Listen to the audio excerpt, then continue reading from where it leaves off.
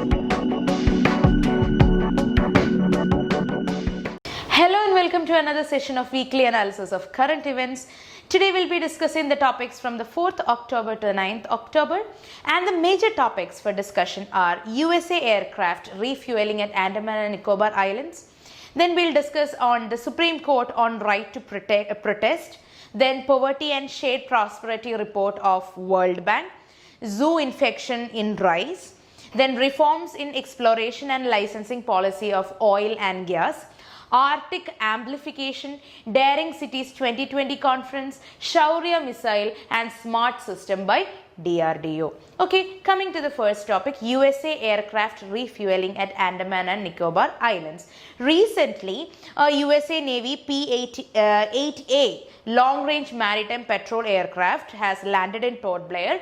So they will be coming for refueling under the bilateral logistics support agreement, that is LEMOA. So we will discuss what is LEMOA. It is basically allowing both the countries to have access to each other's military facilities for refueling and replenishment. Okay, only for the logistics supports. So this was signed by India in 2016. Now BECA is also been signed very recently, 2-3 days I suppose. So this was signed by India in 2016, and we also have other agreements with the US. One is GSOMIA, that is General Security of Military Information Agreement, that is to share the intelligence gathered by both the countries. It has been signed by India in 2002, one of the first agreements signed with US. So the extension to GSOMIA is ISA. ISA is famous, you know, I think it is Industrial Security Annex. That was signed recently in 2019. So we learned LEMOA signed in 2016, GSOMIA signed in 2002, then we learned ISA signed in 2019. Okay, then we have COMCASA. COMCASA is Communication and Information Security Memorandum of Agreement. This has been only valid for 10 years. So COMCASA was signed in 2018. BECA was very recently signed, I think 2 days before. So BECA is actually Basic Exchange and Cooperation Agreement for Geospatial Cooperation. That was the last one to sign between India and US.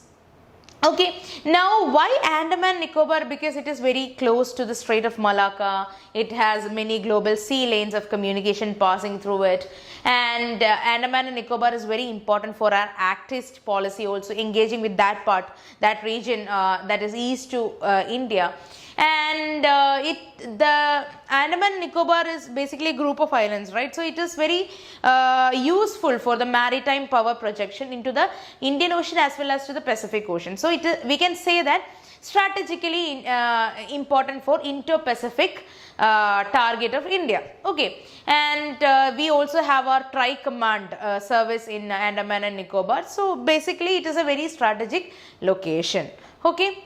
Now the next topic for discussion is the Supreme Court on the right to protest. So recently, Supreme Court has upheld the right to peaceful protest against the law, but only, also also they made it clear that public ways and public places cannot be occupied for this protest purpose. That is the only thing they have said. So the ruling, it came after a petition was filed in Supreme Court highlighting the problems which led to the roadblock and the traffic issues. So sit-in protest against the Citizenship Amendment Act of 2019 in Shaheen Bagh area. So this took a very long time because it started off in 2019 December and ended off in March 2020. So the petition highlighted that the Delhi High Court should have intervened positively and not led to a situation which is aggravating the problem, and should have persuaded the protesters. So issues with protest and its location is that the protesters did not fully realize the ramification of COVID-19 pandemic, and they are gathering again and again. So this protest seemed like a leaderless dissent in the modern times. So what we are trying to say here is, the Supreme Court trying to say here is that protest is not bad, but you have to avoid the public spaces and the ways so that it is not intervening the day-to-day activities of the public servants as well as the common people. Okay, now The next topic for discussion here is poverty and shared prosperity report of World Bank. So World Bank releases this on a biennial basis, and it mentions about the COVID-19 recently released report mentioned about the COVID-19 situations, and they say that around 27 to 40 million new poor people have emerged in sub-Saharan Africa and the South Asian region. In South Asian region it has aggravated, that is around 49 to 57 million people will be new poor. It is not like there is no poor at all.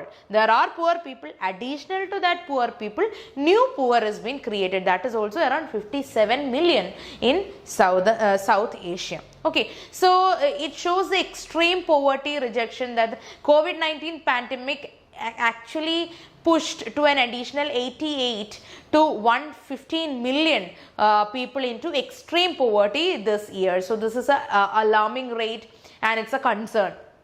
So the pandemic and the global recession, it may cause around 1.4% of the world population to fall into extreme poverty. Again, extreme.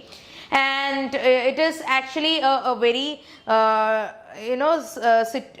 very big problems that the multidimensional spectrum also will be affected. So the global extreme poverty is projected to rise by 1.3 to 4%, and if the pandemic would not have been there, the poverty rate was expected to drop below 7.9% in 2020. Now it is going to an increase, like 1.4% increase from 7.9%. Okay, that is the projected level. And it is mostly affected in the flood prone areas, in the drought hit areas, in the already poverty occurring areas. Okay, so it is actually becoming a threat because COVID-19 has making people more fall into this category. So what is the proposed strategy by World Bank? They actually go for a two-track approach. One is a short run one, and the other one is a long run one. The short run mission or the strategy would include without policy action, it will be leading to inequality. So they are allowing the people to have more capital, labor and skills and innovation to move into new businesses when they are already in the poverty area. That is because of the job they do or the business they do, it is not flourishing during the COVID-19 situation. So in a short-term strategy, they are pushing the people to new skills and new businesses. In the long-term time or the strategy, they are focusing on the foundational development. Okay, so that a long run employment generation or the growth or economic development will be achieved. Okay, and I'll add one more thing here, the global multidimensional poverty index of 2020. It states that India has lifted as many as 270 million people out of multidimensional poverty around the time period of 2005 to 2016. Okay, so the impact of COVID-19 has actually affected the developmental landscape that is there. And we are also pushing for the sustainable development goals as well. Okay, it is more like a main topic, but you have to know about this, right? The next topic is zoo infection, that is in rice. So recently the scientists from CPMB is the Center for Plant Molecular Biology. So they have uncovered the mechanism by which a bacterium called as zoo, it interacts with the rice plants and causes diseases in the rice plants. So it's the original name is Xanthomonas oryzae, and it is in short it's called as zoo, and it causes a serious bacterial leaf blight disease in rice. So it is also called as bacterial blight. So zoo infection causes huge yield loss to the rice cultivation throughout the world. Remember, at least this zoo infection is for rice. Okay, and it is causing a disease called as bacterial blight. Okay, and since the rice paddies are flooded throughout most of the growing season, zoo may easily spread among the crops. That is one danger. So in addition to rice, zoo can affect other plants also, like the cut grass or the sprangle top or the common grasses and weeds. Okay, so the institution is trying to develop new technologies or new methods to overcome this zoo. Okay, and talking about rice is a kharif crop and it needs a temperature around 22 to 32 degrees Celsius. It needs high humidity, high rainfall around 150 to 300 centimeter rainfall. It needs clay soil or loamy soil. Most rice grown area of India will be Assam, West Bengal, then coastal regions of Odisha, Andhra Pradesh, Telangana, Tamil Nadu, Kerala, Maharashtra, the Konkan coast of Maharashtra. Okay. Now coming to the next topic, that is reforms in exploration and licensing policy of oil and gas. So the Cabinet Committee on Economic Affairs, it is chaired by Prime Minister. They approved a policy framework on reforms in the exploration and licensing of oil and gas. So the main objective is to attract new investments in this particular sector and also intensification of the exploration activity. And also one more aim is there to liberalize the policy to bring about more companies into it. Okay, so there are 4 focus area under it: increasing the exploration activity, that also in the unexpected area, not in the cliche areas but in the unexpected areas. The second one would be bidding out the uncommercialized basin to the contractors without them having to share the revenue or production with the government. So more and more people will come into the ambit. Then again, another pillar is for unallocated and the unexplored area. The bidding is based on the revenue sharing basis, but more weightage to the work program to be given. That is there. Then again, another pillar is shorter exploration period and fiscal incentives. So all this is aiming to bring about new investments and companies into the ambit of this particular scheme. So to incentivize the enhanced gas production, also marketing and the pricing freedom will be granted to the new discoveries. So they will have the freedom to explore. That is a main thing. The licensing will be relaxed, and the FDP is evaluated document. What is FDP? FDP is a field development plan. Okay, so there will be a field development plan for newly excavated or newly explored gas field. So this document actually will be selected, and the best option will be made on the basis of assessments, and this will be given the permission to be explored. Okay, so this is actually a way to promote the ease of doing business as well. Fine. So what I want you to do is you learn the differences between the HELP, Hydrocarbon Exploration and Licensing Policy HELP of 2016 and the new Exploration Licensing Policy of 1997. Compare it and study today itself. Okay. Now coming to the next topic, that is Arctic amplification. So a team of scientists have identified iodic acid. Iodic acid is HiO3. Okay, iodic acid as a main driver of the aerosol formation in the Arctic region. So this is causing Arctic amplification, or what we call in the layman language Arctic warming.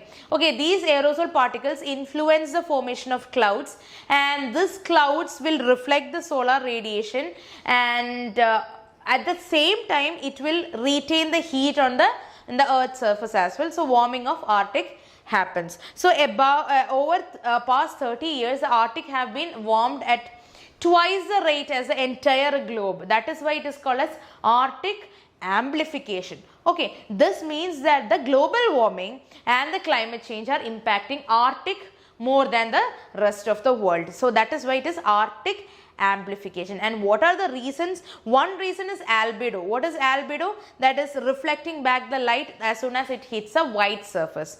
Okay, one thing is albedo. The second one is changing ocean current. Normally the ocean current brings warm water from the Pacific, but those currents may be changing because of more ice is melting, so there is more fresh water in the Arctic Ocean. That is there. Then changing weather also. There are powerful polar jet streams which moves the hot and cold air masses around the northern hemisphere. So this is also affecting it. And what is the impact? Impact is that the Arctic Ocean is expanding, the floating ice cover is shrinking, and the snow cover has been decreasing constantly. Okay, so these are all the negative effects. Now coming to the next topic, that is Daring Cities 2020 conference. So the Chief Minister of Delhi will be among the 5 urban leaders from around the world to speak at this Daring Cities 2020 conference. It was held in early October. So Daring Cities, it is actually a virtual action-oriented forum to recognize and empower the urban leaders, including the mayors or the decision makers, the technical staffs or the researchers, the private sector representatives, or even the community organizers. So it will showcases and catalyzes exemplarily local climate action to tackle the climate emergency. So those best practices will be taken into consideration and discussed. So this was created by a company from Germany. So it builds upon the experience and the network established during the Resilient Cities Congresses convened annually in Germany. Okay, so Daring City 2020, it will be a 3-week event and it will talk about the major topics like the climate change and the UNFCCC, and other topics will be discussed relating to how to tackle the problems faced by a urban city. Okay. So talking about India's participation, Delhi CM have been invited with many urban leaders from Bogota, Sao Paulo in Brazil, Los Angeles, then Uganda. They are all a member of this particular forum.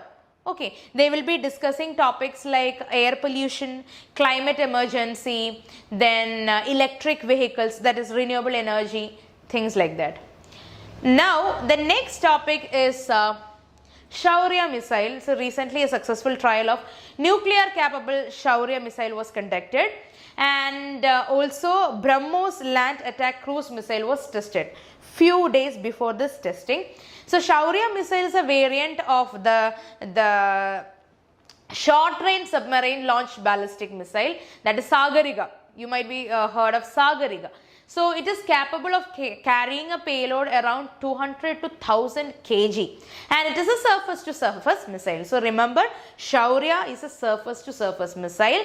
It is actually the land variant of Sagariga, and these missiles belong to the K family, K missile family, codenamed on Dr. APJ Abdul Kalam, and it is launched from the Arihant class of nuclear submarine. Okay, and Shaurya, like many of the modern missiles, is a canister based system. And talking about the K family of missiles, they are primarily submarine launched ballistic missile. K means submarine launched ballistic missile. They are being indigenously built by DRDO only, and they actually been in use since 1990s itself. Okay, so it can be used for nuclear triad, that it can be launched from land, sea and air based system. Okay. Now the last topic for today's discussion is smart system of DRDO. So they have conducted a successful flight of the smart system. SMART stands for Supersonic Missile Assisted Release of Torpedo. Okay, so this was done from the Wheeler Island. Wheeler Island is off coast of Odisha. So it was successful, the flight was successful, and in 2017 Odisha government formally named the Wheeler Island as APJ Abdul Kalam Island as a tribute to the former president. So SMART missile was launched from here. SMART missile is a missile assisted release of lightweight anti-submarine torpedo system. Why? For the anti-submarine warfare operations far beyond the torpedo range. So it is missile assisted torpedo. Okay, not normal torpedo, it is missile assisted torpedo, because when it is missile assisted, it can go very long. So it was the SMART, when launched from a warship or a truck based coastal battery, it takes off like a regular supersonic missile. Okay. So one more thing, Varunastra. Varunastra is the first indigenous heavyweight ship-launched anti-submarine electric torpedo. That also you keep in mind. Okay, so that's all for today. Thank you so much, and learn more, read more from the PDF material. Thank you.